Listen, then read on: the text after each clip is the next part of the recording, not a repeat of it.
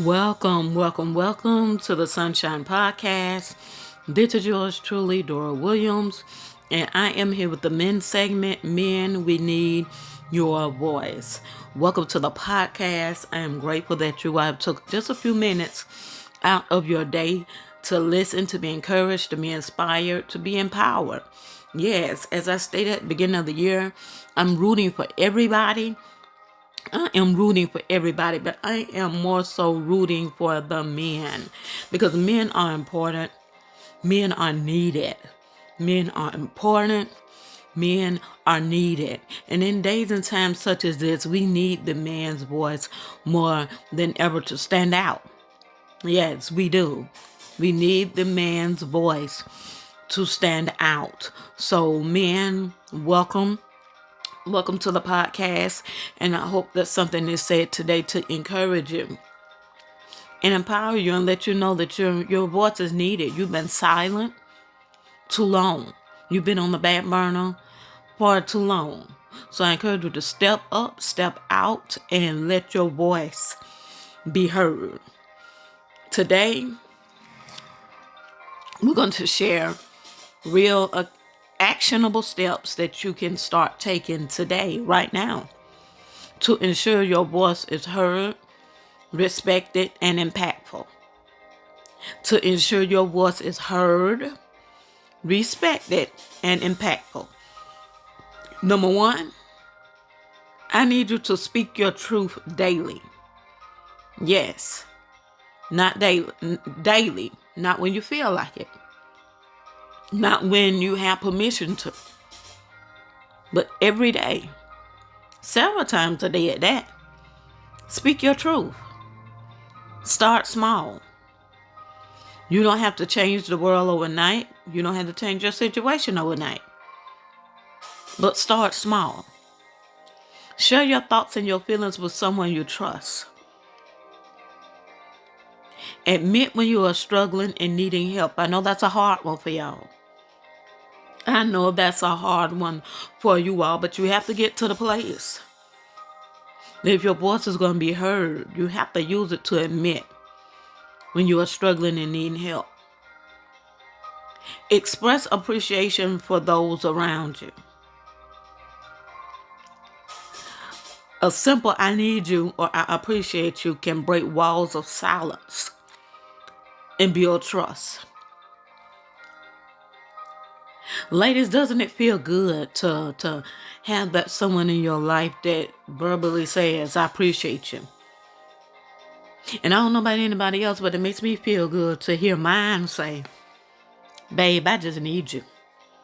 I need you today." And guess what? In that moment, everything drops. Everything drops. And my full attention is on that. I need you. Secondly, men, I need you to lead by example. They have a saying, your actions speak louder than words. It does. Actions speak louder than words. We understand that men are listening more than we realize, but I have a problem. I won't say a problem, but I'm learning to adjust to the fact that when I'm talking to mine and he don't respond to everything I say, it's like I have to ask him, are you listening? Did you hear what I said? And he's listening, paying close attention to every word I say. But showing integrity in decisions, even when no one is watching, being consistent in your commitments to your family, work, and faith, and practice patience and humility in conflict. Your voice isn't only what you say, but it's what you do consistently. It's what you do consistently, how you respond to things. That's a part of your voice too. Brother, it's not coming out verbally, but it's coming out in your action. It's coming out in your body language. Number 3, mentor and encourage other men. Your voice multiplies when you lift others up. Yes, it does, because when you are mentoring one brother and then they take what you say and share it with another brother, your voice is being carried. Then that person takes it and share it with another brother. You get where I'm going with this? Your voice multiplies, quadruples when you lift others up. Invest time in younger men or peers who are struggling to find their voice. Once you found your voice, if you have found your voice, teach another man how to find theirs, because the more, the merrier. The more men we have out there letting their voices be heard, the better we as women are going to be, the better your children are going to be, your family is going to be, your community is going to be. Men that are leading in churches, the better your church, your flock is going to be. So invest time in younger men or your peers who are struggling to find their voice. And understand that it's going to multiply when you lift others up. Don't be afraid to share lessons from your failures, also your victories. There's a scripture in the Bible, and I'm not quoting it word for word, but we're overcome by the power of our testimony. Yeah, some of that hard stuff, some of that stuff that you're embarrassed to share, some of that stuff that you don't want to go back and look back on. You need to pull that out and share it with somebody else, because guess what? They may be going through the same exact thing. And how you overcome it, they can overcome it too. Sometimes it takes somebody seeing someone else overcoming a thing, or it takes somebody to hear your testimony for them to say, wait a minute. Now, if you came out, I know I can. If you got through all of that, I know I can. So don't just share your victories. Share those failures too. Because that's how you got the victory, by going through some failures, by going through some storms. So share those failures as well. And let it be a testimony for somebody else. Let somebody see how you got to where you are. Offer encouragement, not criticism, when someone is trying their best. Even when they're not. There's a way you could say a thing that'll change a person's mind, even in their downfall.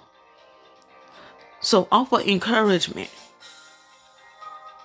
Don't beat them down, but just offer a little encouragement. Every man you help find his voice strengthens families, communities, and future generations. And that's what we want. That's what we need. This is why I'm encouraging you men to step up and let your voice be heard.